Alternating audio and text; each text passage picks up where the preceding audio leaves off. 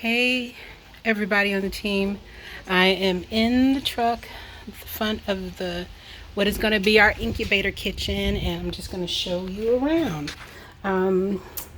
This is our 3-door refrigeration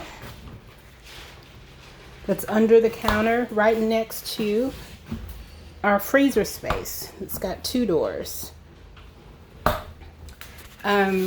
You see like our fryer, flat top, burners. There's going to be fire suppression up under here if we ever want to take this on the road as a food truck.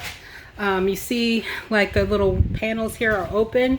So like if we want to, when we serve folks, like on special events, we can just open this window and there you go. But it's just amazing. You see all of the counter space. The hand washing station, water heater, and the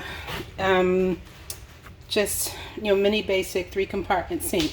And then the water heater is run off of a tank.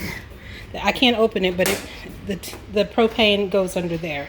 There is a place underneath where we can inside we can fill for water, and outside we can drain the wastewater. But you see how big this space is going to be.